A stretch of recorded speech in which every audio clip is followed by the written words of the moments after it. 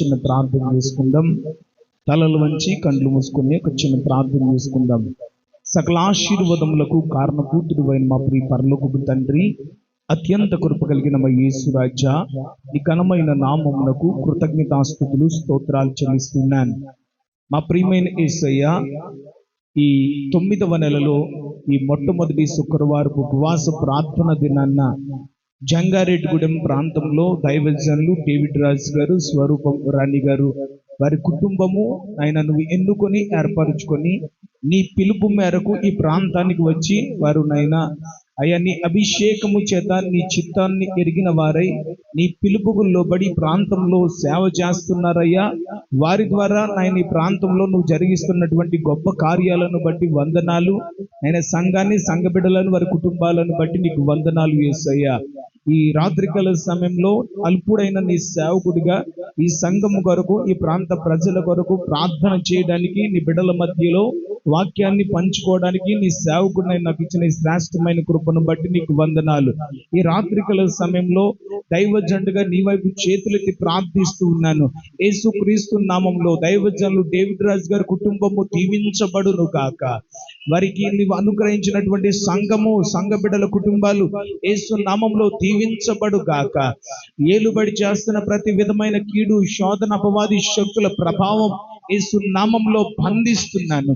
మా ప్రియమైన యేసయ్య, ఈ సమయంలో కొద్ది నిమిషాలు నీ వాక్యాన్ని మేము ధ్యానిస్తూ ఉండగా వినగలిగే చెవి, గ్రహించే మనస్సు మా అందరికీ దయచేయమని యేసయ్య నామంలో అడిగి వేడుకొనుచున్నాం తండ్రి, ఆమేన్.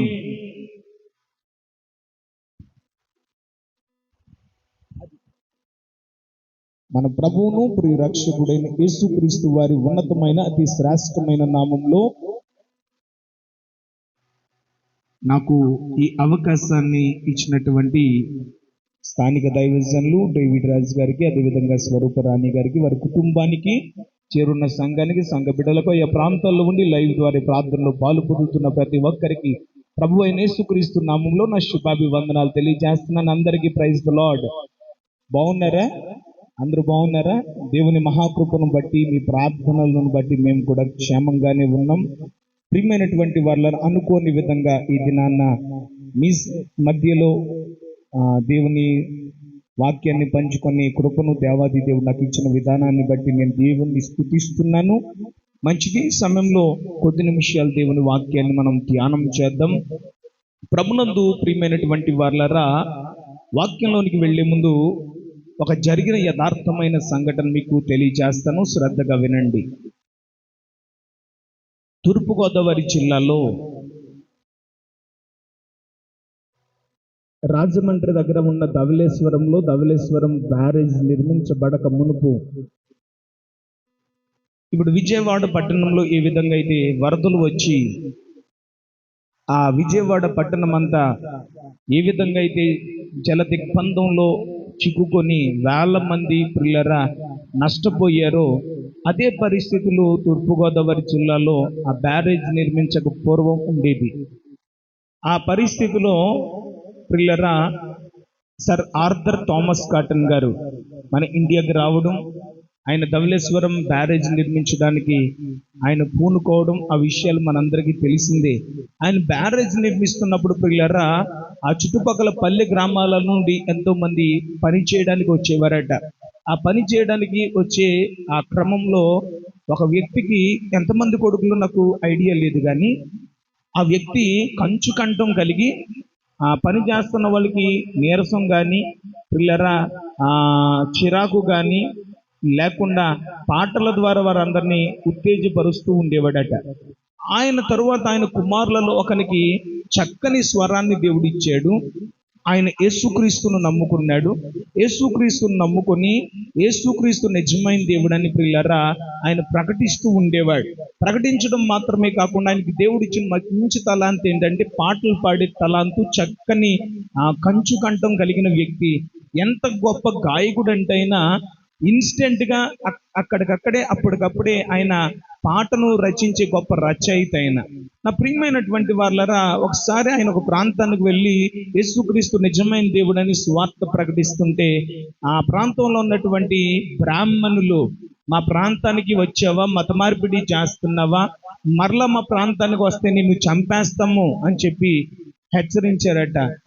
హెచ్చరిస్తే ఆయన వెళ్ళిపోయాడు. మరలా అదే ప్రాంతానికి సువార్త ప్రకటించడానికి వస్తే, నీకు భయం లేదా, నేను చంపేస్తామన్నా కానీ నీకు భయం లేకుండా వచ్చావు, ఆగు నీ పని చెప్తామని చెప్పి ప్రియులారా ఆయన ఏం చేశారంటే ఒళ్ళంతా పేడ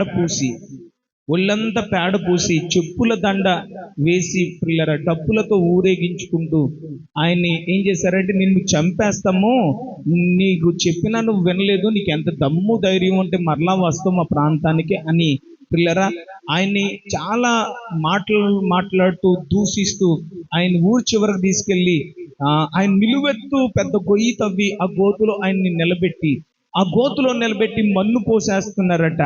మన్ను పోసేస్తున్నా కానీ ఆయన ఎంత మాత్రము భయపడకుండా, బెదరకుండా, ఏ మాత్రము ప్రియులరా వాళ్ళు ఎన్ని చేసినా కానీ భయపడకుండా ఆయన ఏం చేస్తున్నాడు తెలుసా, ఇన్స్టెంట్ గా అప్పటికప్పుడే ఆయన పాటలు పాడి చక్కని తలాంతు కలిగిన గొప్ప రచయిత కనుక దేవుడు ఆయనకి ఇచ్చిన తలాంతును బట్టి వెంటనే గోతులో పెట్టి మట్టి వేసేస్తుంటే భయపడకుండా ఒక అద్భుతమైన పాట రచించారు ఆయన.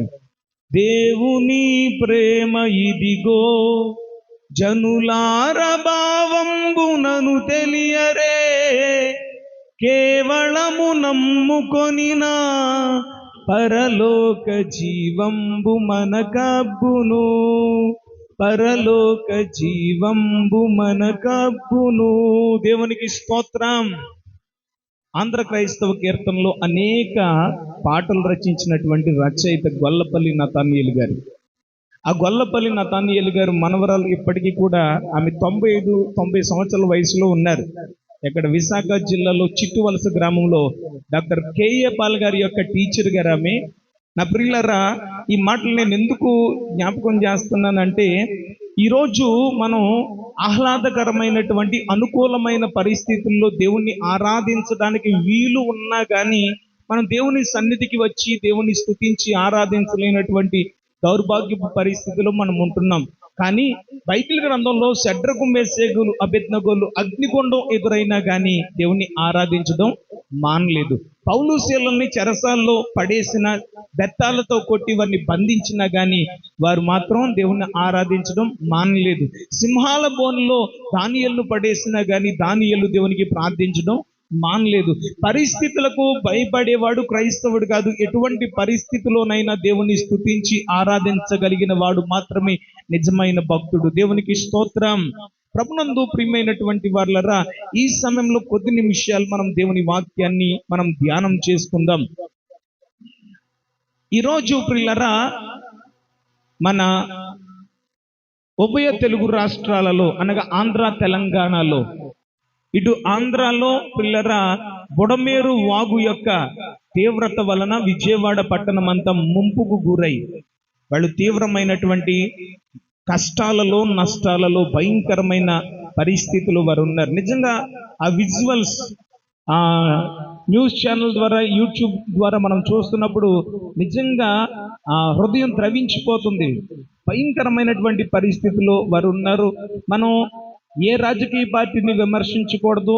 కుల మతాలకు అతీతంగా, రాజకీయాలకు అతీతంగా ప్రార్థన చేయాలి. ప్రార్థన మాత్రమే కాకుండా అవసరమైతే మనము చెయ్యి కలిపి సహాయం కూడా చెయ్యాలి తప్ప ప్రియులరా ఈ పరిస్థితులను మనం అడ్వాంటేజ్గా తీసుకొని పిచ్చి కామెంట్స్ మనం ఎంత మాత్రం చేయకూడదు. ఇకపోతే ప్రియులరా తెలంగాణ రాష్ట్రంలో ఏమో మున్నేరు వాగు ప్రభావం వల్ల ఖమ్మం ఆ పరిసర ప్రాంతాలన్నీ కూడా జల దిగ్బంధంలో మునిగిపోయాయి. దాదాపుగా ప్రియులర్ ఇప్పటికీ ఇంకా లెక్కలు తేలలేదు కానీ అనేక మంది చనిపోయినట్టుగా. మా చెల్లి శ్రీవల్లితో కలిసి ఢిల్లీలో చదువుకుంటూ అగ్రికల్చర్లో ప్రియులరా సైంటిస్ట్గా మంచి సర్టిఫికెట్ గుర్తింపు సంపాదించుకున్నటువంటి ఒక సిస్టర్ వాళ్ళ నాన్నగారు అశ్విని వాళ్ళ నాన్నగారు కలిసి ఈ ప్రమాదంలో చనిపోవడం కూడా జరిగింది. ఈరోజు నా వరకు వచ్చింది ఒక దైవజనులు కూడా పిల్లరా చనిపోయినట్టుగా వార్తలు వస్తున్నాయి. ఇంకా చాలా మంది ఈ పరిస్థితులు చాలా భయంకరమైనటువంటి భయాందోళనకరమైన పరిస్థితులు మనం చూస్తున్నాం. ఏది ఏమైనా కానీ బైబిల్లో దేవుడు ముందే చెప్పాడు, చెట్టుకొకరు పుట్టకొకరు అనాథులై ఏడ్చే రోజులు వస్తాయి అన్నట్టుగానే అలాంటి పరిస్థితులే మనం చూస్తున్నాం. ఈ విపత్కర పరిస్థితుల్లో క్రైస్తవులుగా మనం ఏం చేయాలి? ఈ విపత్కర పరిస్థితుల్లో క్రైస్తవులుగా మనం ప్రార్థన చేస్తే సరిపోద్దా అంటే ప్రార్థన చేస్తే సరిపోదు. మనమందరము మన సాటి సహోదరుల యొక్క ఇబ్బందులలో చెయ్యి కలిపి వారికి చేతనైన సహాయాన్ని మనం చెయ్యాలి. ఈ పరిస్థితుల్లో ఎంతో మంది దైవజనులు, క్రైస్తవులు, విశ్వాసులు, భక్తులు ప్రియులారా ముందుకు వచ్చి వాళ్ళ సోషల్ సర్వీస్ చేస్తున్న దృశ్యాలు మనం చూస్తున్నాం. నిజంగానే భారతదేశాన్ని ప్రేమించే భారతీయ క్రైస్తవులుగా వారిని చూసినప్పుడు ప్రియులారా నేను చాలా ప్రౌడ్గా ఫీల్ అవుతున్నాను.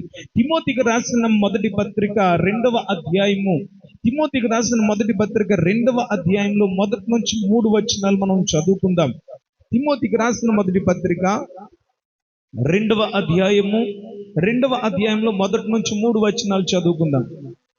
మనము సంపూర్ణ భక్తియు మాన్యతయు కలిగి సుఖముగాను నెమ్మదిగాను బ్రతుకు నిమిత్తము అన్నిటికంటే ముఖ్యముగా మనుషులందరి కొరకును, రాజుల కొరకును, అధికారుల కొరకును విజ్ఞాపనములను, ప్రార్థనలను, యాచనలను, కృతజ్ఞతాస్తుతులను చేయవలనని హెచ్చరించుచున్నాను. ఇది మంచిదియు మన రక్షకుడగు దేవుని దృష్టికి అనుకూలమైనది అయి ఉన్నది. దేవుడి వాక్యంలో నుండి మనందరితో మాట్లాడును గాక. ఆమేన్, హల్లెలూయా. ప్రభునందు ప్రియులారా, అపోస్తలుడైన పౌలు గారు అంటాడు, నేను సంపూర్ణ సిద్ధి పొందాను అని అంటాడు. సంపూర్ణ సిద్ధి అంటే భక్తిలో సంపూర్ణత పొందాలంటే, సంపూర్ణమైన భక్తిలోనికి మనం నడిపించబడాలి అంటే, మన భక్తి సంపూర్ణం అవ్వాలంటే, సంపూర్ణ సిద్ధిలోనికి మనం నడిపించబడాలంటే ఏం చేయాలి అని అంటున్నాడు. అంటే సంపూర్ణ భక్తి, రెండవది మాన్యత. మాన్యత అంటే పరిశుద్ధత. సంపూర్ణ భక్తియు మాన్యతయు కలిగి ఎలా ఉండాలి? సుఖముగాను నెమ్మదిగా. మనిషి ఎలా బ్రతకాలని కోరుకుంటున్నాడు ఈ భూమి మీద? ఏ మనిషి అయినా సరే ఎలా బ్రతకాలని కోరుకుంటాడు? సుఖముగాను నెమ్మదిగా. చెప్పాలి, సుఖముగాను నెమ్మదిగాను బ్రతకాలని కోరుకుంటాడు. అంతేనా? సుఖంగా నెమ్మదిగా బ్రతకాలంటే డబ్బు ఉంటే సరిపోద్దా? డబ్బు ఉన్నవారు సుఖంగా నెమ్మదిగా బ్రతుకుతున్నారా? వెండి బంగారాలు, ఆస్తిపాస్తులు, జనబలం, ధనబలం ఉన్నవారు సుఖముగా నెమ్మదిగా బ్రతుకుతున్నారా? లేదే. ఎన్నో కుటుంబాల్లో ఎంత డబ్బున్నా, ఎంత ఆస్తున్నా, ఎంత ఐశ్వర్యం ఉన్నా శాంతి, సమాధానము, నెమ్మది లేక, ఒకరి మాట ఒకరికి పడక, గలిబిలి, గందరగోళ పరిస్థితుల్లో కుటుంబాలు జీవిస్తున్నాయి పిల్లరా. మరి సుఖముగా నెమ్మదిగా బ్రతకాలంటే, మనము బ్రతికినంత కాలము దేవుడు మనకి ఇచ్చిన ఈ విలువైన ఆయుష్కాలం అంతా సుఖముగా నెమ్మదిగా బ్రతకాలంటే కనుక మనం ఏం చేయాలి తెలుసా? మన భక్తి సంపూర్ణం అవ్వాలన్నా, మనము మాన్యత కలిగి జీవించాలన్నా, సుఖముగా నెమ్మదిగా బ్రతుకు నిమిత్తము అన్నిటికంటే ముఖ్యముగా, చెప్పాలి, అన్నిటికంటే ముఖ్యమైనది ఏది? పనులు ముఖ్యమైనవి అన్నాడా? ఇహ సంబంధమైనవి ముఖ్యమైనవని దేవుడు చెప్పలేదు, కానీ అవి ముఖ్యమైనవే. మన మనుగడ కొనసాగించడానికి అవి ముఖ్యమైనవే కాదని నేను అన్ను. కానీ ముఖ్యముగా మనుష్యులందరి కొరకు, ఈ చూడండి అక్కడ అంటున్నాడు, ముఖ్యంగా ఏం చేయాలట? మనుష్యులందరి కొరకు. మనుషులు అంటే ఎవరు? మన కులమేనా? మన ప్రాంతమేనా? మన దేశమేనా? లేదే. నా ప్రియులారా, మనుషులందరి కొరకు అంటే కుల మతాలు అనేవి, హెచ్చు తగ్గులు అనేవి, పేద ధనిక అనేవి, ఈ వ్యత్యాసాలు, ఈ భేదాభిప్రాయాలు మానవులమైన మనం పెట్టుకున్నవే. ఎవడో పండించిన బియ్యం మనం తింటాం. పండించినోడు పేరు బియ్యం మీద రాసి ఉంటుందా? పలానా కులమోడు పండించాడు కాబట్టి నేను తిన్నాను కూర్చుంటామా? లేకపోతే ఏదో యాక్సిడెంట్ జరిగింది, ప్రాణాపాయ పరిస్థితిలో ఉన్నాం, ఆ టైంలో మా కులమోడు అయితేనే ఆ బ్లడ్డే నేను ఎక్కించుకుంటాను అన్నాం అనుకోండి, ఆ బ్లడ్ దొరకవచ్చు, దొరకకపోవచ్చు. ప్రాణం నిలబడాలంటే ఏ కులం అయితే మనకేంటి? అందరిలో ప్రవహించేది ఒకటే రక్తం, అందరూ తినేది ఒకటే ఫుడ్. నా ప్రియులారా, కాబట్టి ఇక్కడ మనం నేర్చుకున్న విషయం ఏంటంటే, మనుషులందరి కొరకు మనం ప్రార్థన చేయాలి. చూడండి, మనుషులందరి కొరకును, రెండవది రాజుల కొరకు, రాజ్యాలను పరిపాలించే రాజుల కొరకు. రాజుల కొరకు మాత్రమే కాకుండా ఆ రాజుల కింద పనిచేసే అధికారులు ఉన్నారు. మీకు అర్థమవుతుందా? ఒకటి మనుషులందరి కొరకు. మనుషుల కొరకు ముందెందుకు మనుషులు అన్నాడు తెలుసా? అధికారులు, అధికారాలు ఎవరి వల్ల వచ్చాయి? మనుషుల వల్లే. ప్రజాస్వామ్యము ఎన్నుకుంటే ఈ అధికారులు, రాజులు అనేవాళ్ళు వస్తారు. ఓకేనా? ప్రజాస్వామ్యమే. ప్రజల కొరకు మనం ముందుగా ప్రార్థన చేయాలి. తర్వాత రాజుల కొరకు, తర్వాత అధికారుల కొరకు విజ్ఞాపనములు చేయాలి. చూడండి, అక్కడ అంటున్నాడు, మనుషులందరి కొరకును, రాజుల కొరకును, అధికారుల కొరకు విజ్ఞాపనములు. విజ్ఞాపన అంటే ఏంటి? ప్రార్థన అంటే ఏంటి? మన ప్రార్థన అన్నా ఒకటే, విజ్ఞాపన అన్నా ఒకటే అని అనుకుంటాం. విజ్ఞాపన వేరు. రాజులు ప్రజలందరి కొరకు, రాజుల కొరకు, అధికారుల కొరకు చేసేది విజ్ఞాపన. ప్రార్థన అంటే నీ కోసం నువ్వు చేసుకునేది ప్రార్థన. వ్యక్తిగతంగా ప్రార్థన అంటే దేవునితో మాట్లాడుట. విజ్ఞాపన అంటే అందరి కొరకు, అందరి క్షేమము కొరకు చేసేది విజ్ఞాపన. ఓకేనా? తర్వాత ప్రార్థన, విజ్ఞాపన మాత్రమే కాకుండా యాచనలు. యాచన అంటే ఏంటి? అడగడం. చెప్పండి, యాచన అంటే ఏంటి? ఈ కడవరి దినాల్లో చూస్తాం కదా, మనం ఎవరైనా మన ఇంటికి యాచించడానికి, అడుక్కోవడానికి వచ్చేటప్పుడు వాడు మంచిగా నాకులా టిప్ టాప్ గా రెడీ వచ్చి అడిగాడు అనుకోండి, ఏమంటాం? దొన్నపోతులాగా ఉన్నావు, అన్ని బాగానే ఉన్నాయి కదా, చక్కగా పోయి ఏదైనా పని చేసుకుని బ్రతకొచ్చు కదా, నీకు ఇదేం పోయే కాలం అంటాం కదా. నా పిల్లరా, అంటే అడుక్కోవాలి అంటే కూడా దానికి ఏముంటది? దానికి ఒక డ్రెస్ కోడ్ ఉంటుంది, దానికి ఒక విధానం ఉంటుంది కదా. అలాగే దేవుని దగ్గర కూడా మనం అడిగే విధానం, పద్ధతి మనకు తెలియాలి. ఎప్పుడు చూసినా దేవుణ్ణి మనం నిలదీయడానికి కానీ, ప్రశ్నించడానికి కానీ, డిమాండ్ చేయడానికి కానీ సరిపోం. మనం దేవుణ్ణి బ్రతిమాలుకోవాలి. ఒక రాజకీయ నాయకుడు మన ఇంటికి వచ్చాడు అనుకోండి, నీకు ఓటేసాను, నాకు ఇల్లు రాలేదు, నీకు ఓటేసాను, నాకు అది ఇవ్వలేదు, ఇది ఇవ్వలేదని ఆయన నిలదీసాం అనుకో, నీ బోర్డు ఉంటేంటి పోతే ఏంటి, నువ్వు కాకపోతే బోర్డు అంతమంది ఉన్నారు నాకు అని చెప్పేసి వదిలేస్తాడు. అలా కాకుండా మనం, అయ్యా పద్ధతిగా, మర్యాదగా, అయ్యా నాకు ఇల్లు లేదయ్యా, లేకపోతే నాకు ఇలా గవర్నమెంట్ నుంచి నాకు పలానా పథకం అందట్లేదయ్యా అని మర్యాదపూర్వకంగా మనం మాట్లాడడం అనుకోండి, వాళ్ళ నుంచి వచ్చేది కూడా మర్యాద. కానీ అంటే వారి నుంచి మనం ఏదైనా పొందుకోవాలంటే యాచించే విధానం అనేది మనకు తెలియాలి. దేవుని సన్నిధిలో మనం అడుగుతున్నాం కానీ ఎందుకు పొందుకోవట్లేదు అంటే, మీరు అడిగినను మీరు మీ భోగముల నిమిత్తమై అడుగుతున్నారు అంటాడు యాకోబు రాసిన పత్రికలో. మనం అడిగినను మన భోగేచ్ఛల నిమిత్తం అడుగుతున్నామని అంటాడు. అడిగే విధానం మనం తెలుసుకోవాలి. ఇంకపోతే యాచన తర్వాత ఏమంటున్నాడంటే కృతజ్ఞతాస్తుతులు. ఏం చెల్లించాలి? కృతజ్ఞతాస్తుతులు. ఎప్పటి వరకు దేవుడు మన జీవితంలో ఎన్నో గొప్ప గొప్ప మేలులు చేశాడు. ప్రతి విషయంలో కూడా మనం దేవునికి ఏం చేయాలి? థ్యాంక్స్ చెప్పాలి. అది చిన్నదైనా పెద్దదైనా సరే పిల్లరా, ప్రతి విషయంలో మనం దేవునికి థ్యాంక్స్ చెప్పాలి. అంతెందుకండి, మనకి అవసరంలో ఎవరైనా డబ్బులు అవసరం, మన దగ్గర లేవు, ఎప్పుడు చేతిలో డబ్బులు ఆడతాయి. కానీ ఆ టైంలో 10,000 అవసరం అయింది, తక్కువ అమౌంటే అది. కానీ ఆ టైంలో ఎవరైనా మనకి ఆ టైంలో హెల్ప్ చేశారనుకోండి, నీ రుణం నేను తీర్చుకోలేను, నీ మేలు నేను మర్చిపోలేను, పెద్ద పెద్ద డైలాగులు మాట్లాడేస్తాం. మనం నడుచుకుంటూ వెళ్తున్నాం ఎండలో, పిల్లలు ఆ టైంలో ఎవరైనా లిఫ్ట్ ఇచ్చారనుకో, థ్యాంక్స్ బాబు అని చెప్తాం కదా.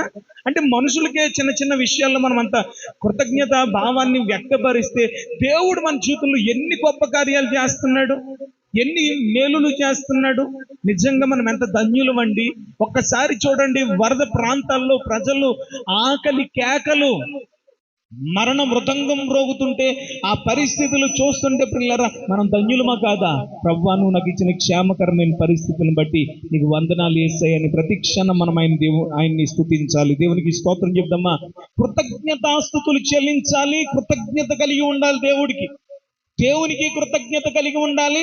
ఈ రోజు మనం ఈ స్థితిలో ఉన్నామంటే దానికి కారణం, రాత్రనక పగలనక మన కొరకు కన్నీరు కార్చి, కడుపు మార్చుకొని, ఉపవాసాలుండి ప్రార్థన చేసే ఆత్మీయ తల్లిదండ్రులు, ఆత్మీయ దైవజనులు మనకున్నారు.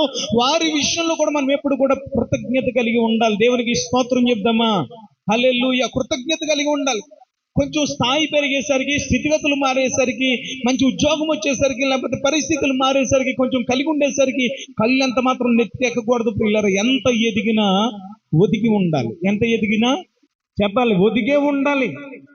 ఒదిగి ఉండకపోతే పిల్లరా, బైబిల్ చెప్తుంది, ఎవని గర్వము వానిని అనొచ్చును. కాబట్టి గర్వం అనే దానికి మనం చోటు ఇవ్వకూడదట.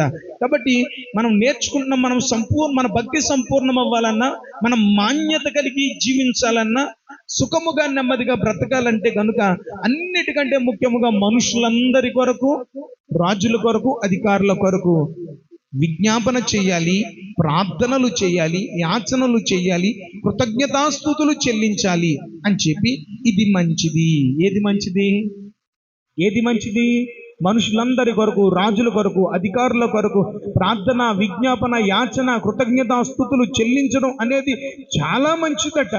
మంచిది మన దేవుడైన, మన రక్షకుడైన దేవుని దృష్టికి అనుకూలమైన, అంటే దేవునికి అనుకూలమైనది, దేవునికి ఇష్టమైనది, దేవుని చిత్తమని బైబిల్లో వ్రాయబడింది. ప్రియులారా, నేను ఎక్కువసేపు సమయం తీసుకోను, కానీ 2వ దినవృత్తాంతాల గ్రంథంలో ఒక శ్రేష్టమైన మాట మనకు కనిపిస్తుంది. 2వ దినవృత్తాంతాల గ్రంథం 7వ అధ్యాయం 14వ వచనంలో, 2వ దినవృత్తాంతాల గ్రంథం 7వ అధ్యాయము 14వ వచనాన్ని చదువుదాం. నా పేరు పెట్టబడిన నా జనులు తమ్మును తాము తగ్గించుకొని ప్రార్థన చేసి నన్ను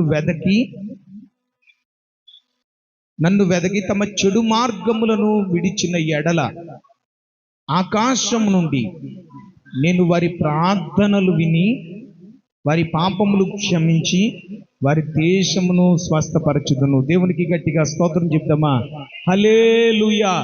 ప్రియులారా, ఈ 2వ దినవృత్తాంతాల గ్రంథం 7వ అధ్యాయం 14వ వచనంలో చాలా విలువైన మాటలు రాయబడ్డాయి. మొట్టమొదటిగా నా పేరు పెట్టబడిన నా జనులు. ఇప్పుడు దేవుని పేరు పెట్టబడిన దేవుని జనాంగం ఎవరు? ఎవరితో మాట్లాడుతున్నాడు ఈ మాట? దేవుని నమ్ముకున్నటువంటి దేవుని ప్రజలమైన దేవుని జనాంగమైనటువంటి మనతో, ఇశ్రాయేలు జనాలతోనూ యూదా జనాంగముతో మాట్లాడిన అదే మాటను ఆధారం చేసుకొని దేవుని రక్తంలో కడగబడిన క్రైస్తవులము, దేవుని పిల్లలమైన మనతో పరిశుద్ధాత్మ దేవుడు ఈ రాత్రికాల సమయంలో మాట్లాడుతున్న మాట, నా పేరు పెట్టబడిన నా జనులు. మనం ఎవరమట? దేవుని పేరు పెట్టబడిన దేవుని జనాంగం అండి. దేవుని రక్తంలో కడగబడ్డాము.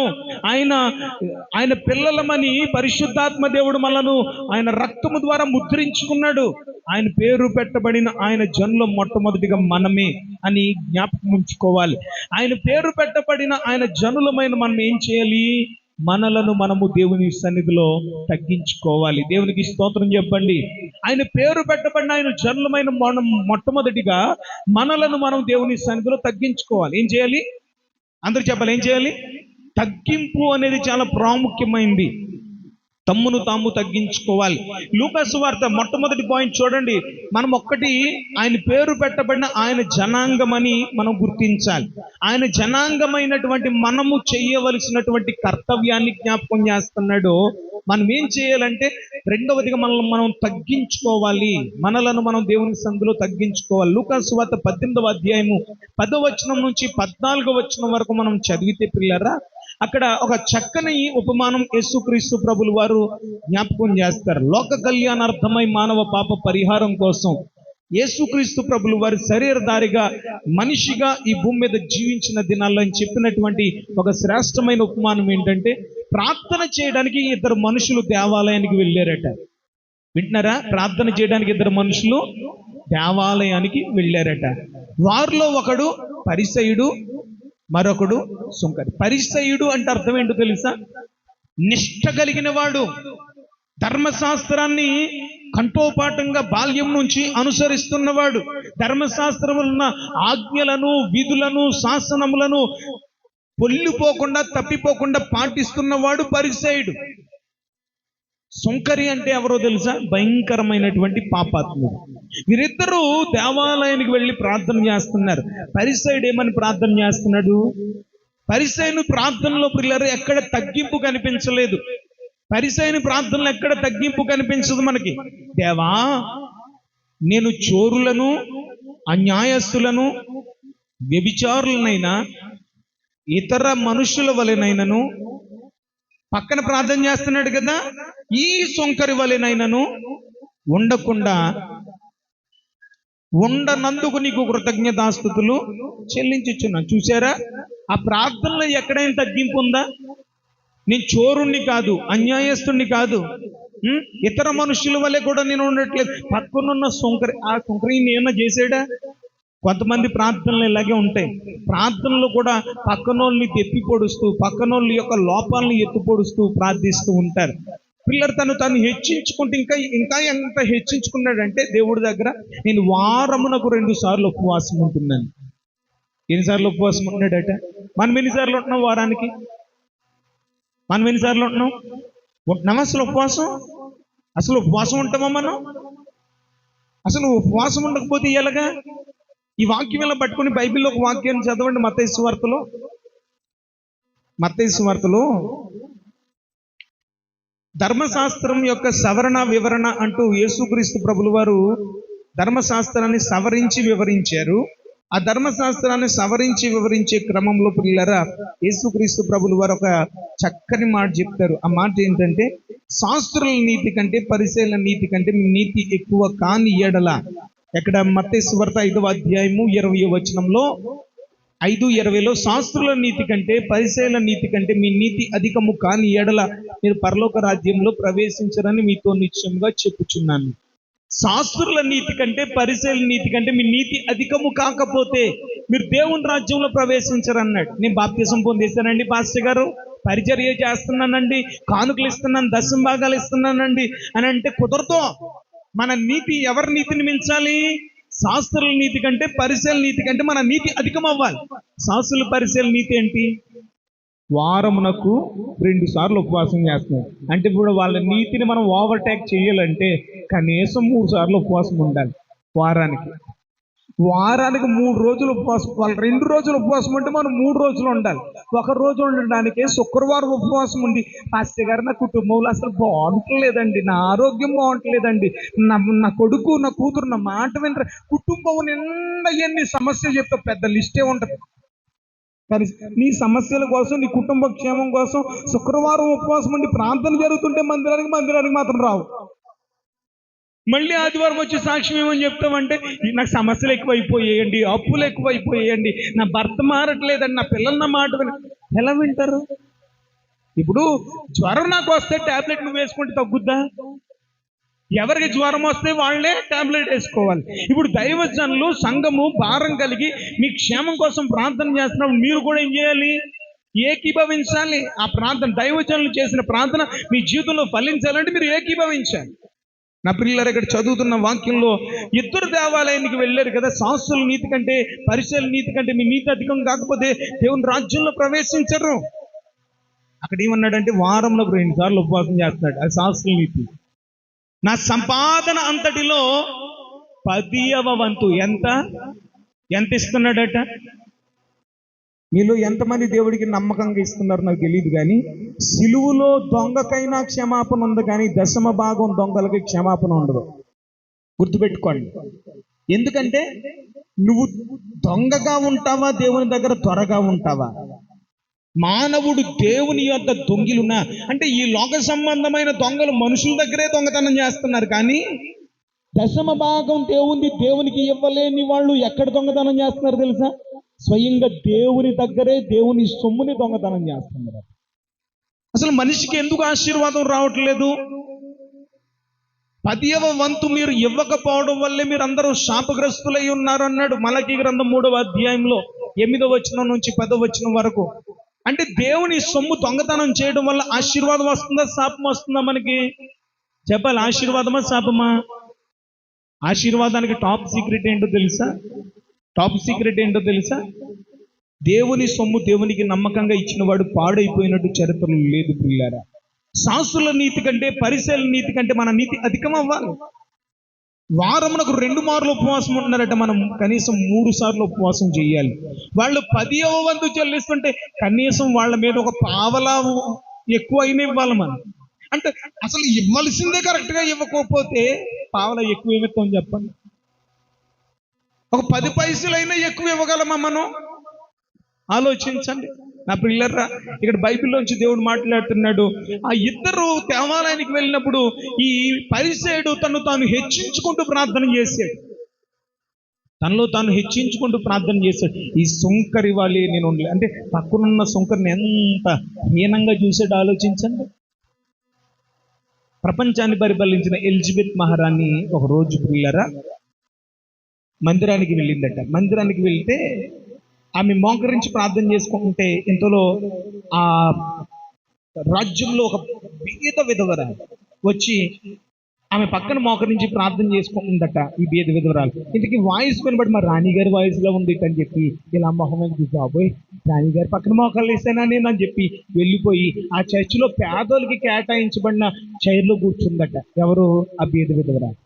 వెంటనే పిల్లరా ఎలిజబెత్ మహారాణి గారు ప్రార్థన అయిపోయిన తర్వాత ఆమె చెప్పి ఆమె లేచి వెళ్ళి ఆ బీద విధవరాల పక్కన కూర్చుందంటే, కూర్చోగానే అమ్మగారు లేచి నిలబడి, అమ్మగారు మీరు నా పక్కన కూర్చోవడం ఏంటి అని అడిగితే, రాజ్యాన్ని పరిపాలించే విషయంలో మాత్రమే నేను రాణిని, దేవుని మందిరంలో మాత్రం నువ్వెంతో నేను అంతే అని చెప్పిందట. దేవునికి స్తోత్రం చెప్దామా? గట్టిగా స్తోత్రం చెప్దామా? కానీ మనం వల్ల ప్రవర్తించగలుగుతున్నామా? నా ప్రియమైనటువంటి వారు ఇక్కడ చూడండి, తను తాను హెచ్చించుకుంటూ ప్రార్థన చేశాడు పరిసేయుడు, కానీ సుంకరి దూరముగా నిలవబడ్డాడు. ఆకాశము వైపు కన్నులెత్తి చూచుటకైనను ధైర్యము చాలక రొమ్ము కొట్టుకొనుచు, ప్రభువా పాపినైనా నన్ను క్షమించు, నేను పాపిని, నన్ను క్షమించు అని గుండెలు బాదుకుంటూ ఏడుస్తుంటే అక్కడ రాస్తున్నాడు, అతని కంటే పరిసయ్యుడు కంటే సుంకరి నీతిమంతుడిగా తీర్చబడి తన ఇంటికి వెళ్ళెను. తనను తాను హెచ్చించుకున్నవాడు తగ్గించబడును, తనను తాను తగ్గించుకున్నవాడు హెచ్చించబడునని యేసుక్రీస్తు ప్రభుల వారు ఆ సందర్భంలో ఈ మాట జ్ఞాపకం చేస్తున్నారు. దేవునికి స్తోత్రం. బైబిల్ ఏం చెప్తుందంటే తను తాను తగ్గించుకొని వాడు హెచ్చించబడతాడు అని చెప్తున్నాడు. మొన్న ఎక్కడో స్కూల్లో చదువుకుంటున్నప్పుడు పిల్లరా టీచర్ గారు చెప్పారట, డిప్యూటీ సీఎం గారికి ఆ మాట జ్ఞాపకం వచ్చి మన జ్ఞాపకం చేస్తున్నాడు, తను తాను తగ్గించుకున్న వాడు హెచ్చించబడతాడు అని మా టీచర్ గారు చెప్పారని చెప్పేసి ఆ మాట జ్ఞాపకం చేస్తున్నాడు. పిల్లరా నిజమే, తను తాను తగ్గించుకునే ప్రతి వాడు హెచ్చించబడతాడు. ఎంత తగ్గించుకుంటావో అంతగా దేవుడు మనల్ని హెచ్చిస్తాడు. తన్ను తాను హెచ్చించుకున్నవాడు తగ్గించబడతాడు. బైబిల్లో దేవుడు మనకి తగ్గించుకుంటే హెచ్చించబడతామని బైబిల్లో దేవుడు నేర్పిస్తుంటే, లోకం ఏం చెప్తుంది? లోకము సినిమా రంగము తగ్గేదే లేదంటుంది. తగ్గించుకోవద్దు అని చెప్పేసి నేర్పిస్తుంది. ఏం నేర్చుకుంటాం మనం? ఆ డైలాగులే నేర్చుకుంటూ తగ్గొద్దు, తగ్గింపు కలిగి జీవించొద్దు అని చెప్పే మాటలే విని అలాగే బ్రతుకుతున్నారు. కానీ పిల్లరా తగ్గించుకొని బ్రతకమన్నా దేవుని మాటలు పెడచెవిని పెట్టేస్తున్నాయి. రెండవది దేవుని వెతకాలి. ఏం చేయాలి? ఒకటి తగ్గించుకోవాలి, ఒకటి దేవుని జనాంగం మనము మొట్టమొదటిగా మనం చేయవలసిన పని ఏంటంటే మనం దేవుని సందులో తగ్గించుకోవాలి. అయ్యా ఎందుకు మా దేశం మీదకి, మా ప్రజల మీదకి ఇలాంటి విపత్కరమైనటువంటి పరిస్థితులు వస్తున్నాయి? మా ప్రజలు మేము ఏ పాపం చేసామో ఆ పాపాలు క్షమించు ప్రభువా అని మనం దేవుని సందులో మనం తగ్గించుకోవాలి. రెండవదిగా దేవుణ్ణి వెతకాలి. ఏం చేయాలి? రెండో విషయం ఏంటంటే దేవుణ్ణి వెతకాలి. ఎలా వెతకాలి దేవుణ్ణి? 14వ కీర్తన 2వ వచనంలో ఈ మాట రాయబడ్డది. 14వ కీర్తన 2వ వచనంలో, వివేకము కలిగి దేవుని వెతకువారు కలరేమో అని దేవుడు ఆకాశము నుండి చూచి నరులను పరిశీలించెను అని ఉంటుంది. వివేకము కలిగి అంటే మనుషులకి ఏం లేదు? వివేకం లేదు కాబట్టి ఈ భూ సంబంధమైన, లోక సంబంధమైన, అల్పమైనవి, నీచమైనవి, తుచ్చమైన వాటిని వెతుకుతూ వెంపర్లాడుతూ బ్రతుకుతున్నాడు మనిషి. వెతకవలసిన దాన్ని వెతకట్లేదు. బైబిల్లో యేసుక్రీస్తు ప్రభువు వారు చెప్తారు, మొదట నా నీతిని, నా రాజ్యమును వెతుకుడి. మొదట ఏం వెతకాలి? మొట్టమొదటిగా మనిషి జీవితంలో వెతకవలసిందంటూ ఏదైనా ఉందంటే ఆయన నీతిని వెతకాలి, ఆయన రాజ్యమును వెతకాలి. అప్పుడు అవన్నీ, ఆయన నీతిని, రాజ్యమును మొదట మనం వెతికితే మనకు కావలసినవన్నీ దేవుడు మనకు అడగకుండానే మనకు అనుగ్రహిస్తాడు. దేవునికి స్తోత్రం చెప్దామా?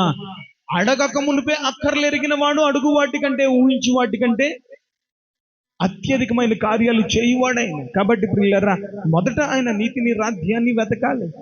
అందుకే అంటున్నాడు, వివేకము కలిగి దేవుని వెతకువారు కలరేమో అని దేవుడు ఆకాశం నుండి చూచి నరులను పరిశీలన చేస్తున్నాడు.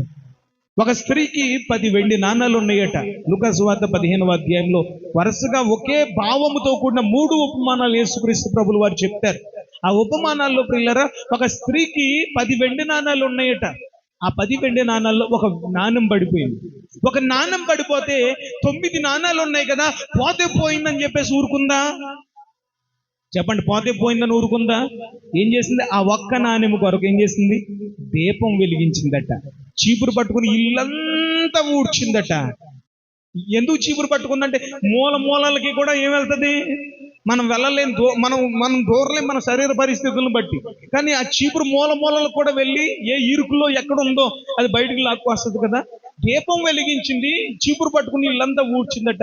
ఆ నాణ్యము దొరకగానే ఆమె సంతోషిస్తుందట. దేవునికి స్తోత్రం చెప్దామా? హల్లెలూయా. అంటే వెండిని వెతకినట్లు దాన్ని వెతకిన ఎడల, దాచబడిన ధనమును వెతకినట్లుగా దాన్ని వెతకిన ఎడల యెహోవా యందు భయభక్తులు కలిగి ఉండుట ఎట్టిదో నీవు గ్రహించదువు అంటాడు సామెతల గ్రంథంలో. దేవునికి స్తోత్రం. దేవుని చాలా జాగ్రత్తగా వెతకాలి. ఈరోజు ఏదైనా బంగారం కానీ లోక సంబంధమైన ఏదైనా పడిపోయింది దానికి ఏం చేస్తాం చెప్పండి? నీకు అర్జెంటుగా ఆధార్ కార్డు కావాలి, ఏటీఎం కార్డు ఎక్కడో పెట్టి మర్చిపోయో, లేకపోతే బ్యాంక్ పుస్తకం ఎక్కడో పెట్టి మర్చిపోయో, ఎడం చేతితో పెట్టి మర్చిపోయో, బీరువాలో చీరల కింద వెతికేసావు, లాకర్లో వెతికేసావు, అంత తిరిగేసేసావు, ఎక్కడ దొరకలేదు. ఇంకా బీరువాలో లేదని చెప్పేసి ఊరుకుంటావా? బీరువా అంతా మళ్ళీ సర్దేసిన తర్వాత ఇల్లు అంతా మళ్ళీ ఇంకో రౌండ్ వేసిన తర్వాత ఎక్కడ వెతికినా దొరకకపోతే నేను సరిగ్గా వెతకలేదేమో అని మళ్ళీ చీరలన్నీ పీకేస్తావు. అవునా? వెతికిన చోటే పదే పదే వెతుకుతావు. అది దొరికినప్పుడు చాలా సంతోషిస్తావా లేదా? అలాగే దేవుణ్ణి వెతకడం విషయంలో మనం ఫెయిల్ అయిపోయామండి. దేవుణ్ణి వెతకడం విషయంలో కూడా మనం ఫెయిల్ అయిపోయాం. శ్రద్ధగా జాగ్రత్తగా మనం దేవుణ్ణి వెతికితే ప్రియులారా ఆయన ఖచ్చితంగా మనకు ప్రత్యక్షం అవుతాడు. దేవునికి స్తోత్రం చెప్దామా? జాగ్రత్తగా దేవుణ్ణి వెతకాలి. మూడో విషయం ప్రియులారా, తమ చెడు మార్గములను విడిచిపెట్టాలి. ఏం విడిచిపెట్టాలి అంటే, నేను యేసుక్రీస్తు నమ్ముకొని బాప్తిస్మం పొందాను కదా, నేను పాపాలన్నీ బాప్తిస్మం పొందకముందే వదిలేస్తానండి, ఇప్పుడు నేను ఏ పాపం చేయట్లేదు అని అనుకుంటామేమో. మీకు మాట చెప్తాను ప్రియులారా, పాపం అంటే వ్యభిచారము, త్రాగుడు అవి పాపమే కాదని నేను అన్న. కానీ మరి క్రైస్తవులు చేసే పాపాలు ఏంటంటే ప్రార్థన చేయకపోవడం పాపమే. బైబిల్లో సమూయేలు ప్రవక్త అంటాడు, మీ నిమిత్తం నేను ప్రార్థన చేయకపోవట మానుట వలన యెహోవాకు విరోధంగా పాపం చేసిన వాడు నవ్వుతును అని అంటాడు. యాకోబు రాసిన పత్రికలు అంటాడు, మేలైనది చెయ్యనెరిగియో అలాగూ చేయని వారికి పాపం కలుగును. అంటే మేలు చెయ్యాలి, మంచి చెయ్యాలి అని తెలిసి కూడా చేయకపోవడం కూడా పాపమేనట్టు. ఇలా చాలా పాపాలు ఉన్నాయి. కాబట్టి ప్రియులారా, మనలో ఏ చెడు ఉందో, మన మాటల విషయంలో నిజాయితీగా ఉండట్లేదేమో, యథార్థత కలిగి ఉండట్లేదేమో, నమ్మకత్వం కలిగి ఉండట్లేదేమో. కాబట్టి మనలో ఉన్న ఏ చెడుతనం అయితే ఉందో దాన్ని మనం ఏం చేయాలి? విడిచిపెట్టేయాలి. దేవునికి గట్టిగా స్తోత్రం చెప్దామా? చేతుల పైకెత్తి స్తోత్రం చెప్పాలి. పిల్లలు విడిచిపెట్టకపోతే ఆశీర్వాదం రాదు. ఒక వ్యక్తట ఎత్తైన పర్వతం మీదకి ఎక్కుతున్నాడట తాళ్ళు సహాయం ద్వారా. ఎత్తైన పర్వతం మీదకి ఎక్కుతుంటే ప్రియులారా చీకటి పడిపోయింది. ఆ చీకటిలో ఎక్కడ కాలు వేస్తున్నాడు, ఏం పట్టుకుంటున్నాడు తెలియట్లేదు. ఆ పరిణామంలో ప్రియులారా కాలు స్కిట్ అయ్యి అక్కడి నుంచి పడిపోతూ పెద్ద లోయ. చేతికి ఏదో దొరికింది, దాన్ని చాలా గట్టిగా పట్టుకున్నాడు, కేకలేస్తున్నాడు, రక్షించండి రక్షించండి రక్షించండి అని ఆర్తనాదాలు చేస్తున్నాడు. అది అడవి కనుక ఎవ్వడు రక్షించే నాదుడు రాలేదు. ఇంకా ఎవడు రాకపోయేసరికి ఏమంటాడు చెప్పండి? దేవుడా, నేను చచ్చిపోయే పరిస్థితిలో ఉన్నానయ్యా, నువ్వే నన్ను రక్షించాలి, కాపాడాలి అని కేకలేస్తుంటే దేవుడు ప్రత్యక్షమై, నేను నిన్ను రక్షించాలంటే నువ్వు పట్టుకున్న దాన్ని వదిలేయి అన్నాడట. ఏమన్నాడు? ఈయనేమన్నాడు? ప్రభువా, నేను వదిలేస్తే ఎక్కడున్నానో తెలియట్లేదు, వదిలేసానంటే చచ్చిపోతాను, నేను వదలను అంటున్నాడట. ఆ దేవుడు మౌనం అయిపోయాడు.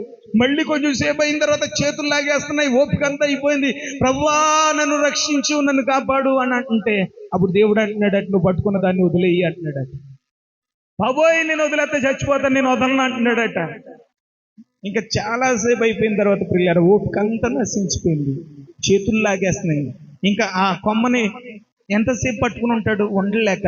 ఇంకా దేవుడితో అంటున్నాడట, నువ్వు చెప్పినట్టుగాని నేను కొమ్మను వదిలేస్తున్నాను, నువ్వు నన్ను నువ్వే కాపాడాలి, నన్ను నువ్వే రక్షించాలని దేవుడి మీద భారం వేసి అలా కొమ్మ వదిలే. కానీ వెంటనే సేఫ్గా భూమి మీద ల్యాండ్ అయ్యాడట. ఎందుకంటే అతను పట్టుకున్న కొమ్మకి, అతను ఏలాడుతున్న స్థలానికి అతనికి జానెడ్ గ్యాప్లో ఏలాడుతున్నాడు.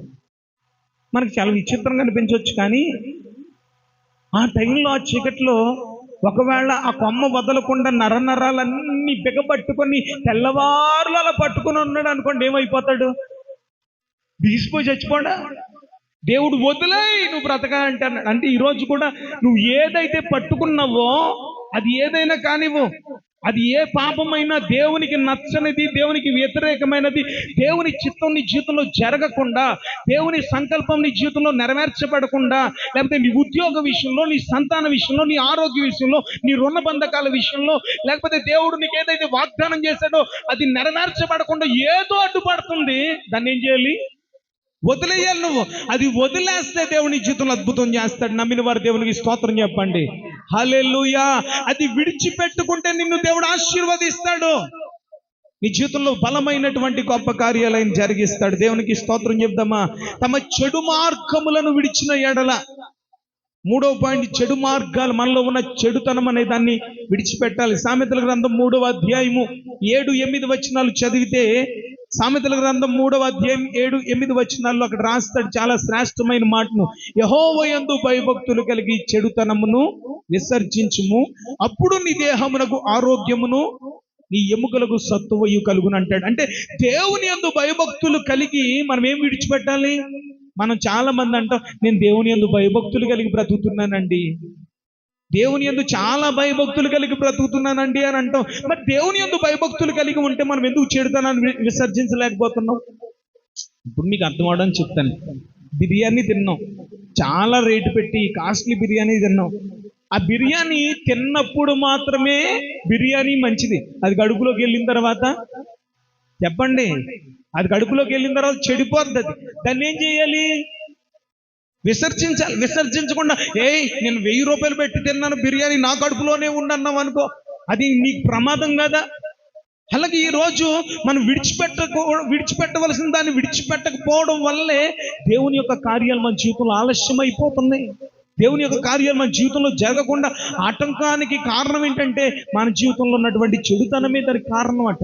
నా పిల్లరా, కాబట్టి దేవుని యందు భయభక్తులు కలిగి మనలో ఉన్న చెడుతనాన్ని విసర్జిస్తే అప్పుడు మన దేహానికి ఆరోగ్యం ఎంతమంది కావాలంటే అందరికీ కావాలి.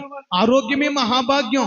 ఆరోగ్యం కోసమే కదా తిరగని హాస్పిటల్ లేదు, రకరకాల మందులు వాడు. ఇంట్లో పెద్ద మందుల షాపే ఉంటుంది మనకి, రకరకాల మందులు ఉంటాయి మన ఇంట్లో కదా. మరి ఆరోగ్యం కావాలంటే ఏం చేయాలంటే చెడుతనాన్ని విసర్జిస్తే ఆటోమేటిక్గా నీ దేహానికి ఆరోగ్యము, నీ ఎముకలకు సత్తువయు కలుగును. దేవునికి స్తోత్రం చెప్దామా? ఎముకలకు సత్తువ అంటే మోకాళ్ళ నొప్పులు ఉండవు, నడువు నొప్పులు ఉండవు, కీళ్ళ నొప్పులు ఉండవు. నీ ఎముకలకు సత్తువ. చెడుతనం అనే పాపాన్ని మనలో నుంచి విడిచిపెట్టినప్పుడు ప్రియులారా, దేహానికి ఆరోగ్యము, ఎముకలకు సత్తువ కలుగుతుంది. దేవునికి స్తోత్రం. మొట్టమొదటిగా మనం దేవుని పేరు పెట్టబడిన దేవుని జనాంగం. దేవుని జనాంగమైన మనము ఏం చేయాలి? మనము దేవుని సన్నిధిలో మనలను మనం తగ్గించుకోవాలి. రెండో విషయం, దేవుణ్ణి జాగ్రత్తగా వెతకాలి.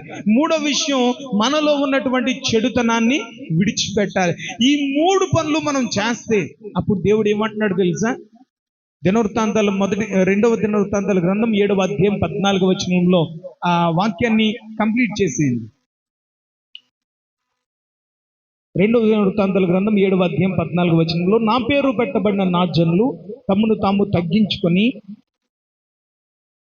చదవాలి, తమను తాము తగ్గించుకొని ప్రార్థన చేసి నన్ను వెదకి తమ చెడు మార్గములను విడిచిపెట్టిన ఎడల ఆకాశము నుండి నేను వారి ప్రార్థన ఆలకించి వారి పాపములు క్షమించి వారి దేశమును స్వస్థపరచుదును. దేవునికి స్తోత్రం చెప్దామా? హల్లెలూయా. చూసారా, చదివిన వాక్యంలో మనం చేయవలసిన పనులు ఏంటంటే, మొట్టమొదటిగా మనల్ని మనం తగ్గించుకోవాలి, రెండవది ప్రార్థన చేయాలి, మూడవదిగా దేవుణ్ణి వెతకాలి, నాలుగవదిగా మనలో ఉన్న చెడు మార్గాల్ని విడిచిపెట్టాలి. ఈ 4 పనులు మనం చేస్తే, ఏ 4 పనులు? తగ్గించుకోవాలి, రెండవది ప్రార్థన. ప్రార్థన అంటే ఏంటి? దేవునితో మాట్లాడుట. ప్రార్థన చేసి, మూడవదిగా దేవుణ్ణి వెతకి, తర్వాత నాలుగవదిగా మనలో ఉన్న చెడు మార్గాలను విడిచిపెడితే, అప్పుడు ఈ 4 పనులు మనం చేస్తే దేవుడు ఏమంటున్నాడంటే, ఆకాశం నుండి నేను వారి ప్రార్థన ఆలకిస్తాను, ఆకాశం నుండి నేను వారి ప్రార్థన విని వారి పాపములు క్షమిస్తాను. మొట్టమొదటిగా దేవుడు ఏం చేస్తాడట చెప్పాలి? ప్రార్థన వింటానంటున్నాడు, రెండవదిగా పాపములు క్షమిస్తానంటున్నాడు, మూడవదిగా మన దేశాన్ని స్వస్థపరుస్తానంటున్నాడు. దేవునికి స్తోత్రం చెప్దామా? మనము చేయవలసిన 4 పనులు మనం చేస్తే దేవుడు ఈ 3 పనులు చేస్తానంటున్నాడు. ఆకాశం నుండి నేను వారి ప్రార్థన విని వారి పాపములు క్షమిస్తాను, వారి దేశాన్ని స్వస్థపరుస్తాను. నా పిల్లరా, కాబట్టి ఈరోజు ఈ విపత్కరమైన పరిస్థితుల్లో దేశంలో, రాష్ట్రంలో పరిస్థితులు బాగోలేదు. మత్తయి సువార్తలో యేసు ప్రభువు చెప్పినట్టుగానే జనం మీదకి జనం, రాజ్యం మీదకి రాజ్యం, కరువులు, యుద్ధాలు, భూకంపాలు. ఇప్పుడు కరువే. ఇప్పుడు మనకు వచ్చే పంట అంతా ఎక్కడి నుంచి రావాలి? గుంటూరు, తెనాలి, ఈ విజయవాడ అక్కడి నుంచి రావాలి కదా. పంటలన్నీ అక్కడి నుంచే రావాలి. ఇప్పుడు ఉల్లిపాయలు, కూరగాయల రేట్లన్నీ కొండకి కూర్చుంటాయి. మరలా ఇప్పుడు కరువు వచ్చేస్తుంది. కరువులు, యుద్ధాలు, భూకంపాలు, జలప్రలయాలు, వీటన్నిటికీ కారణం ఏంటంటే ఇవన్నీ దేవుని రాకడ సూచనలు. దేవుని రాకడ బహు సమీపంగా ఉంది పిల్లారా. ఇజ్రాయెల్ దేశంలో యుద్ధం ఆగలేదు, ఇంకా యుద్ధం జరుగుతూనే ఉంది. ఆ యుద్ధం ఎక్కడికి వెళ్తుందంటే 3వ ప్రపంచ యుద్ధానికి నాంది. 3వ ప్రపంచ యుద్ధానికి ఇజ్రాయెల్కి గాజాకు మధ్యలో జరుగుతున్న యుద్ధమే పునాది పడింది. 3వ ప్రపంచ యుద్ధానికి ముందు ఏం జరుగుతుందో తెలుసా? ఇలాంటి మీరు బాధపడకండి, కానీ గాజాలో ఉన్న ముస్లిమ్స్, ఇజ్రాయెల్లో ఉన్న యూదులు, వీళ్ళిద్దరి మధ్యలో యుద్ధం. ఎప్పుడైతే ఈ 2 దేశాల మధ్యలో యుద్ధం జరుగుతుందో వెంటనే గాజాకు సపోర్ట్గా ముస్లిం దేశాలన్నీ గాజాకు సపోర్ట్గా నిలబడ్డాయి. కువైటు, అరబ్, ఇలా ఇరాన్, ఇరాక్, పాకిస్తాన్, ఇలాంటి దేశాలన్నీ గాజాకు సపోర్ట్గా నిలబడ్డాయి. ఇజ్రాయేల్కి సపోర్ట్గా పిల్లరా చాలా పెద్ద పెద్ద దేశాలన్నీ ఇజ్రాయేల్కి సపోర్ట్. అంటే ప్రపంచం 2 భాగాలుగా నిలబడుతుంది. ప్రపంచం 2 భాగాలుగా విడిపోతుంది. ఆ టైంలో ఏం జరుగుతుందంటే 3వ ప్రపంచ యుద్ధం జరగబోతుంది. ఆ 3వ ప్రపంచ యుద్ధానికి ముందుగా ఏం జరుగుతుందంటే యెరూషలేంలో దేవుని నామ మహిమార్థమై ఎక్కడైతే సొలొమోను మహారాజు మందిరాన్ని కట్టాడో అక్కడ ఈరోజు మందిరం లేదు, మసీదు ఉంది. డోమ్ ఆఫ్ ది రాక్ అని మసీదు ఉంది. అక్కడ ఒకప్పుడు మందిరం ఉండేది. అక్కడ మందిరం నిర్మించబడాలి. 3వ దేవాలయం, మొదటి దేవాలయాన్ని సొలొమోను నిర్మించాడు. 2వ దేవాలయాన్ని ఎజ్రా, నెహెమ్యా, జెరుబ్బాబెలు వీళ్ళందరూ ఏకమై నిర్మించుకున్నారు. ఆ దేవాలయాన్ని టైటస్ అనే చక్రవర్తి దండయాత్ర చేసి క్రైస్తవులను దారుణంగా చంపి ఆ మందిరాన్ని పూజ చేశాడు పిల్లలు. కాబట్టి ఇప్పుడు 3వ మందిరాన్ని నిర్మించడానికి యూదులు ఆల్రెడీ చాలా రెడీగా ఉన్నారు. వాళ్ళు 3వ మందిరాన్ని నిర్మించడానికి ముందు యుద్ధం జరుగుతుంది. ఆ 3వ మందిరాన్ని అక్కడ మసీదు కదిలితే ఏమవుతుంది? యుద్ధం వస్తుంది. ఆ యుద్ధం వచ్చినప్పుడు పిల్లరా చాలా పెద్ద యుద్ధం అయిపోతుంది. ఆ మందిరాన్ని 2 రోజుల్లోనే మందిరం నిర్మించబడుతుంది. ఎందుకంటే టెక్నాలజీ అంతగా డెవలప్ అయిపోయింది. మన అందరికీ తెలుసు ఏఐ యుగంలో మనం ఉన్నాం. ఆల్రెడీ మనమందరం కూడా మన ఫోన్లోకి వచ్చి కూర్చున్నది ఏంటనుకుంటున్నారు? ఏఐ అంటే ఏంటో తెలుసా? ఆల్రెడీ అబద్ధ క్రీస్తు యొక్క ముద్ర మన ఫోన్లోకి వచ్చి కూర్చోండి. ఏఐ అనే టెక్నాలజీ ఈరోజు ప్రపంచాన్ని ఆపరేట్ చేస్తుంది.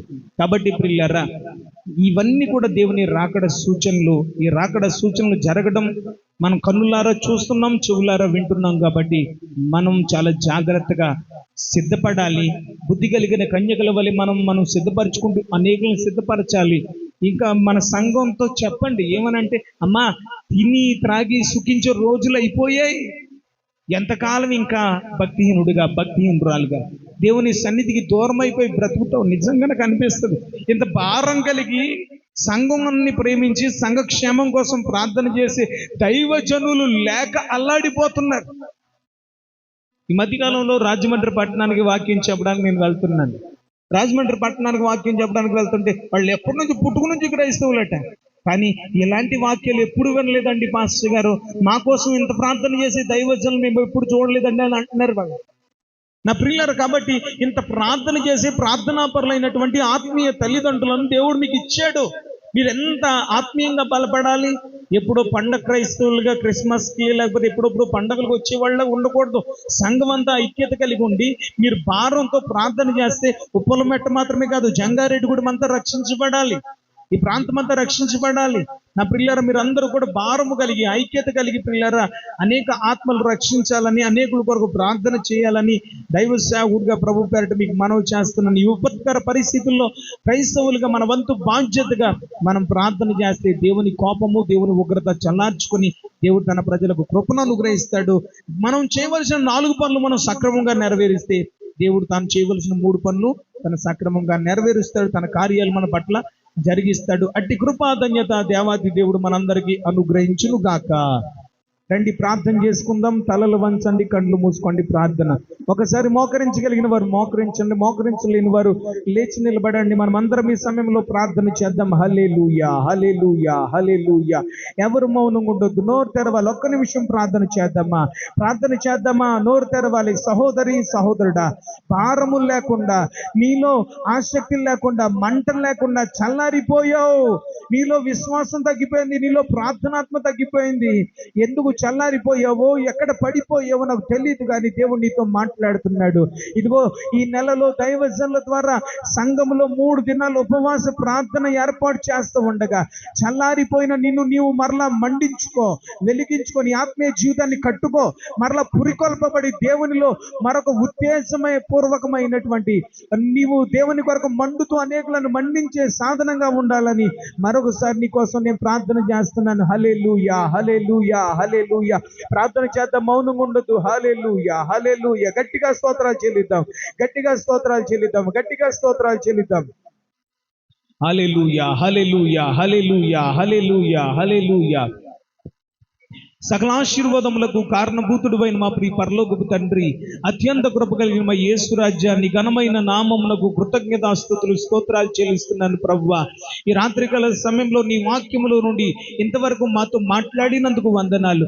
విన్న వాక్యాన్ని విడిచిపెట్టకుండా కేవలం వినువారు మాత్రమే మమ్మల్ని మేము మోసపుచ్చుకోకుండా వాక్యానుసారంగా ప్రవర్తించే అటు బుద్ధి వివేకములు కలిగిన హృదయము మా అందరికీ దయచేయమని ప్రార్థిస్తున్నాను. మంచి నల్లబడిన విత్తనం వల్లే అయ్యానైనా స్తోత్రాలు తండ్రి, బుద్ధి కలిగిన కన్యకల వలె అయ్యా మేము ఉండడానికి మాకు కృపను అనుగ్రహించమని ప్రార్థిస్తున్నాను ప్రభువా.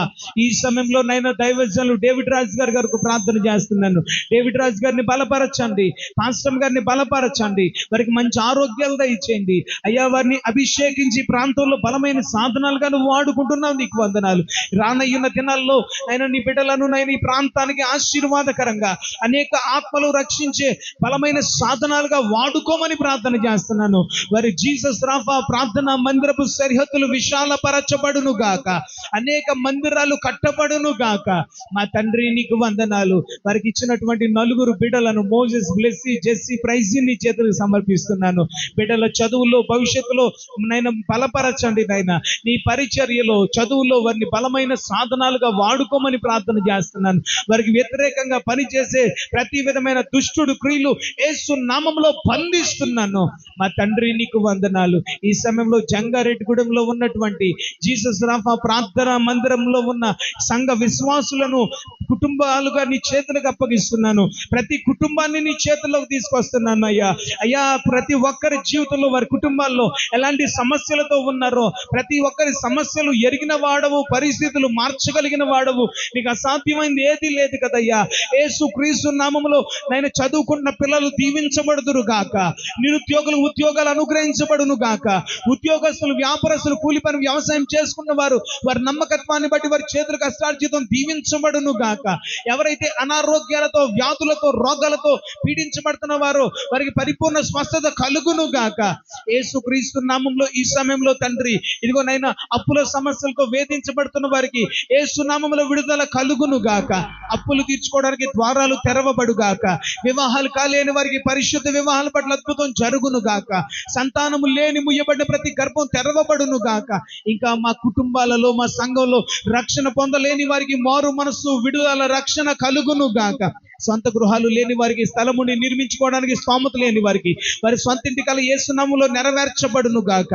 శాంతి, సమాధానము, నెమ్మది, ఆరోగ్యము, ఐశ్వర్యము నీ బిడ్డలకు అనుగ్రహించమని ప్రార్థిస్తున్నాను ప్రభువా. ఈ సమయంలో ఉభయ తెలుగు రాష్ట్రాలలో ఇదిగో విజయవాడ పట్టణాన్ని, ఖమ్మం పట్టణాన్ని నీ చేతికి అప్పగిస్తున్నానయ్యా. వరదల ప్రభావం వల్ల అయ్యానైనా నీ బిడ్డలు ఎంతో నష్టపోయి నైనా ప్రాణాలు కోల్పోయి దుఃఖములో, వేదనలో ఉన్న బిడ్డలను ఒక్కసారి జ్ఞాపకం చేసుకో తండ్రి. అయ్యా నైనా స్తోత్రాలు ప్రభువా. ఇదిగో భారతదేశంలో ఉన్నటువంటి నైనా కేంద్ర రాష్ట్ర ప్రభుత్వాలన్నీ నైనా స్తోత్రాలు తండ్రి. భారతీయులందరూ ఐక్యత కలిగి గుప్పిళ్ళు విప్పినైనా అయ్యా వారికి సహకరించే సహకారులు లేవనెత్తమని ప్రార్థిస్తూ ఉన్నాను ప్రభువా. వారు ఎంతైతే నష్టపోయారో, ఎంతైతే కోల్పోయారో దానికి 2 అధికమైన ఆశీర్వాదం వారికి అనుగ్రహించమని ప్రార్థిస్తున్నాను. మా యేసయ్య ఎన్ని కుటుంబాల్లో ఉన్నాయినా ఎంతమందినైతే కోల్పోయారు ఆ కుటుంబాలకి ఆదరణ ఓదార్పు దయచేయమని ప్రార్థిస్తున్నాను ప్రభువా. మరి ముఖ్యంగా జంగారెడ్డిగూడెం పట్టణము రక్షించబడును గాక, ఉప్పలమెట ప్రాంతము రక్షించబడును గాక, యేసుక్రీస్తు నామములో ఈ ప్రాంత ప్రజలు రక్షించబడుదురు గాక. ఈ మందిరము, ఈ సంఘము, ఈ సహవాసము ద్వారా ఈ ప్రాంతము యేసు నామములో దీవించబడును గాక. మా యేసయ్య లైవ్ ద్వారా ఈ ప్రాంతాల్లో ఉండి ప్రార్థనలు ఏకీభవిస్తున్న ప్రతి కుటుంబాన్ని పేరు పేరు వరుసన దీవించి ఆశీర్వదించి అయినా ఈ 9వ నెలంతా నీ కృపలో మమ్మను భద్రపరచండి.